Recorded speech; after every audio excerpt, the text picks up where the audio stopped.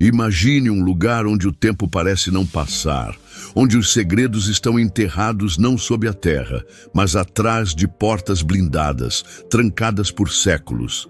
Um lugar onde cada documento pode mudar a história da humanidade ou abalar a fé de milhões. Esse lugar existe, e ele pertence à instituição mais antiga e poderosa do Ocidente, o Vaticano. Você sabia que, escondido nas profundezas da cidade do Vaticano, existe um dos arquivos mais misteriosos e inacessíveis do mundo? Estamos falando de mais de 80 quilômetros de prateleiras, com manuscritos, cartas, livros e registros tão confidenciais que apenas o Papa e poucos outros têm acesso completo. E com a morte de um Papa, uma pergunta sempre volta à tona: o que ele sabia e nunca revelou?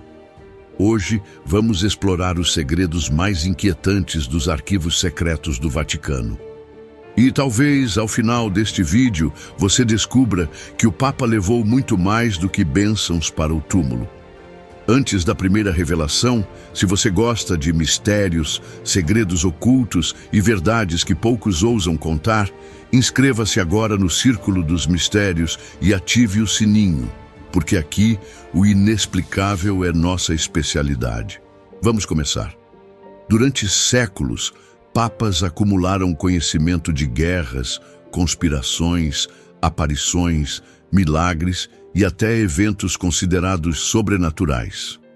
Mas nem tudo foi revelado. Um dos grandes mistérios gira em torno do que é conhecido como Archivum Secretum Apostolicum Vaticanum, o verdadeiro nome do chamado Arquivo Secreto do Vaticano. Embora o Vaticano tenha mudado o nome para Arquivo Apostólico Vaticano em 2019, como forma de suavizar o imaginário popular, o conteúdo continua envolto em sigilo.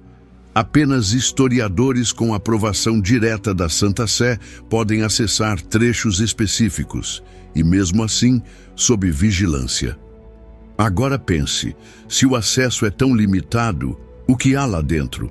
Há registros que datam do século VIII, cartas de reis, manuscritos de cientistas, relatórios sobre investigações espirituais, heresias internas e, segundo alguns estudiosos, documentos que relatam aparições, exorcismos extremos e até contatos com fenômenos que a Igreja nunca conseguiu explicar racionalmente. Um dos exemplos mais inquietantes envolve o terceiro segredo de Fátima. Oficialmente revelado no ano 2000, o Vaticano publicou uma visão apocalíptica, mas muitos acreditam que essa não era a versão completa.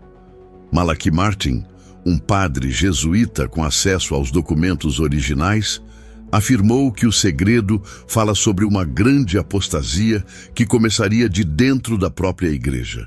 Ele chegou a dizer, em entrevistas, que o conteúdo era tão devastador que um papa poderia decidir jamais revelá-lo por medo do impacto. João Paulo I, conhecido por seu carisma e desejo de reforma, morreu apenas 33 dias após assumir o pontificado.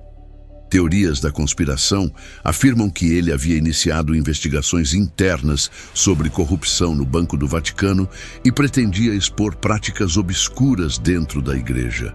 Sua morte repentina até hoje levanta suspeitas. Teria ele descoberto algo que não deveria? Bento XVI, por sua vez, foi o primeiro Papa em mais de 600 anos a renunciar. Oficialmente, por questões de saúde.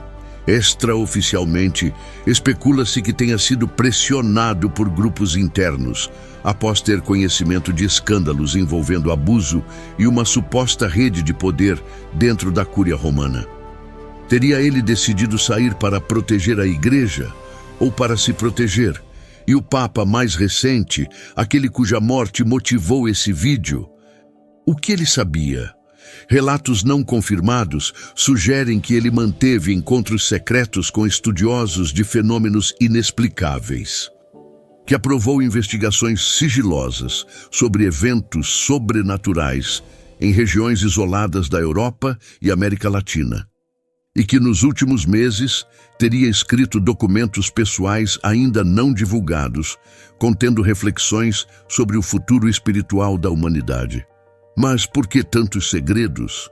Porque algumas verdades são consideradas perigosas demais. Porque há coisas que, se reveladas, poderiam abalar a fé de bilhões. E porque o poder do Vaticano não está apenas em seus dogmas, mas naquilo que escolhe silenciar. Antes da revelação final, se você chegou até aqui e ainda não curtiu o vídeo, este é o momento.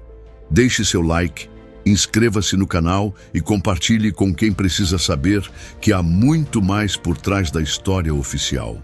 Porque agora você vai conhecer um dos documentos mais misteriosos de que se tem notícia e que muitos acreditam que o Papa leu antes de morrer.